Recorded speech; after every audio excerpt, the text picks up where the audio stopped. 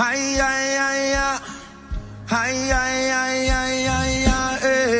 Scripture's Transformation, we believe in the life-changing power of the Word of God through the teachings of Apostle Joshua Selman. This page is dedicated to exploring how the Bible transforms lives, renews minds, and strengthens faith. Let's grow together in experiencing the transforming power of God's Word in action. Do not forget to subscribe and hit the notification bell so you never miss a life-changing message. There is always a better and greater version. For many people, we pick up a Bible like this and we say this is the Word of God. Generally speaking, we are right. In that is a book that was inspired. The Bible says all scripture was inspired of the Holy Spirit, that holy men wrote as they were moved by the Spirit. Are we together? But in reality, this was a book that was published by a book publishing house. It is possible that the publisher of this book is not even born again. Are we together now? Yes. In this Bible, demons spoke. In this Bible, God spoke. In this Bible, animals spoke. Are we together? In this Bible, men spoke in the depravity of their hearts. In this Bible, men spoke from a standpoint of repentance. In this Bible, God spoke from the standpoint of his strength and majesty. So what exactly is the Word of God? It is important that we understand what the Word of God is. What is the Word of God? That is so important. The Bible says all things happens at the instance of that word. What then is the Word of God? But you see, even before we begin to discuss the subject, please look up, please pay attention. Even before we begin to discuss the subject of the Word of God, our first port of call is God himself. You see, if your study of scripture and your pursuit of the knowledge of scripture is isolated from the larger picture of trying to know God, study of scripture will not profit you. The study of scripture should be a derivative of a bigger appetite and a bigger agenda. That is to know God. It is the passion to know God that now drives you to begin to make reference to this material. Are we together now? Yes. John 17 from verse 3. This is the Lord's Prayer. Jesus is praying. He said, this is life eternal, that they may know thee, not just to know about thee, that they may know thee, the only one true God, and Jesus whom thou hast sent. So our highest pursuit, listen carefully, is not just to study scripture. It's not just to cram verses. It's not just to feel religious about holding a book or an iPad that contains a Christian material. The highest desire must be to know God himself. There are many people who have read this book and it did not change them, because the desire was not to know God. The desire was to find controversial statements and accuse the faith work. There are people who have studied this as part of their thesis for an educational certification. Just because you open and study does not mean it will profit you. The desire must be God himself. The way it works in this kingdom is that whatever else you seek, good or bad, if it rises above your knowledge and your passion and your desire for God, it is idolatry. If you seek anointing above God, it is idolatry. If you seek angels above God, it is idolatry. You seek signs and wonders above God. These are positive things. The jealousy of God does not allow him to contest with anything at all in your heart. Every other thing finds its credence when God is first and God is priority. Are we still together?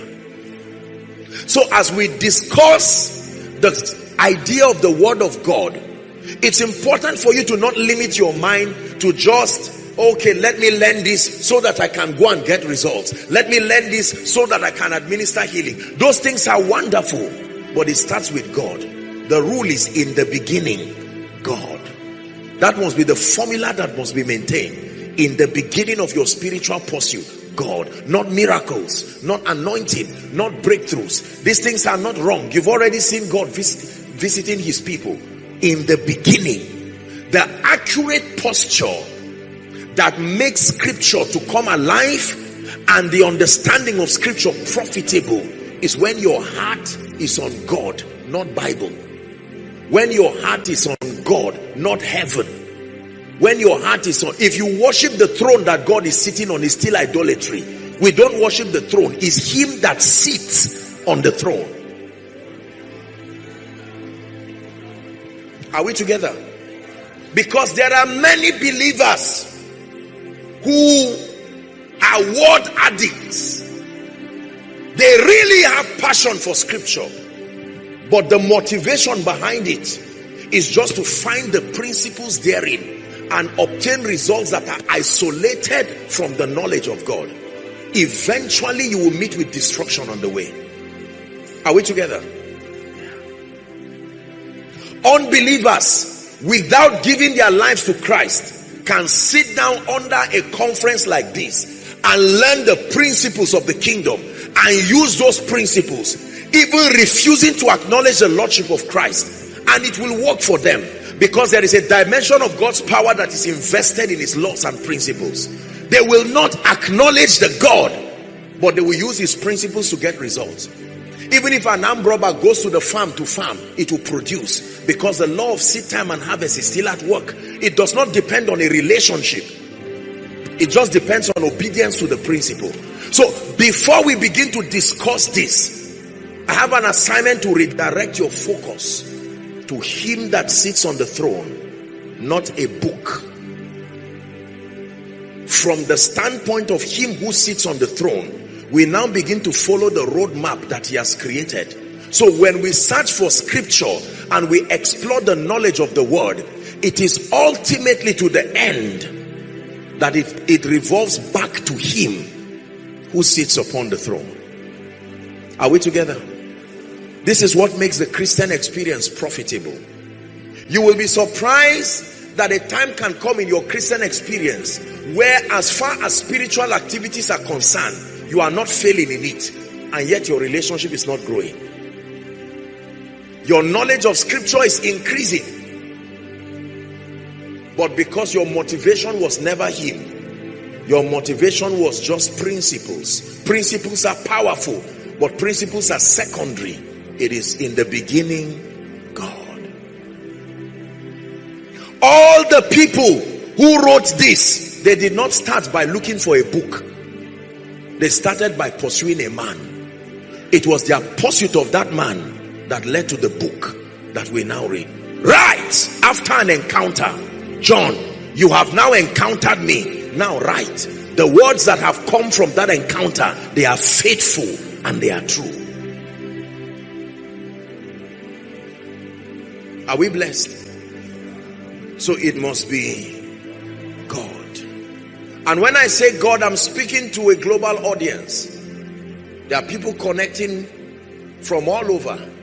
When we say God, we refer to the God of the Bible, the Almighty God, the creator of the heavens and the earth, the one who came and manifested as the Word made flesh, Jesus.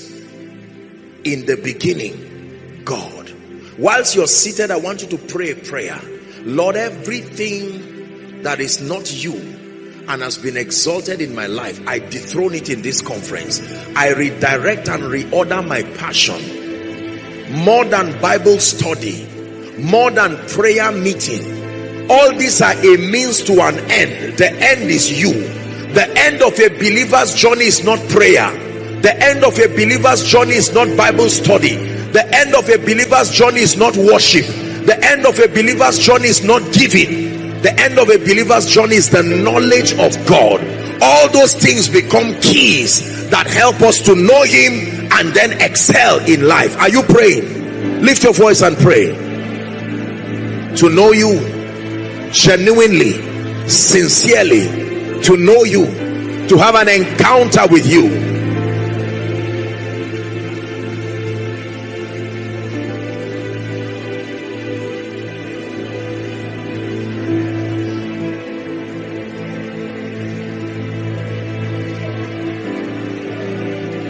In the name of Jesus. Philippians chapter 3 and verse 10. Let's hurry up. Philippians chapter 3 and verse 10. Paul mentoring the church in Philippi. He was so broken by his passion to know God. Here's what he said: that I may know him. This was a man who wrote 2/3 of the New Testament. This was one who, even before his conversion, he was a Pharisee. Did you see? As a Pharisee, he was not bankrupt of scripture. He had scripture, but he did not know the God of the Bible. It was whilst he was going to persecute the church that he had an encounter. The Bible says he met this light that we call Jesus. Light of the world, you step down into darkness. Open my eyes, let me see. You're the light of my life. You step down into darkness. Open my eyes, let me see. A man who was full of scripture and yet did not know God. You could not stand with Paul to debate on scripture. He was a Pharisee. Did you know that the scribes and the Pharisees, the condition for them to be scribes and Pharisees, among other things, is that they had to learn the 5 books of Moses. They knew the Torah of heart. Even Satan knows scripture, but it doesn't mean he has a relationship with God. The blind knowledge of scripture does not automatically equate to a relationship. It is written. Satan is speaking. It starts with a relationship, not an archaeological search, but scripture. So Paul is having an encounter, and he looked at him and said, Saul, Saul, why persecutest thou me? He had memory verses in his head, but there was no relationship. Who art thou, Lord? He said. He said, I am the one who you are persecuting. Even though you seem to have information that talks about me, you have not met me. He said, you cannot kick against the pricks. And that began the journey of this ignorant but knowledgeable Pharisee who would later become an apostle of the Lamb. Then now please go back to chapter 3 and verse 10. Now you will understand what he's saying. Philippians chapter 3 and verse 10. Here's what he said: that I may know him. I have known about him. I have known the books that were written of him. But now I want to know him and the power of his resurrection and the fellowship of his suffering, being made conformable unto his death, that I may know him.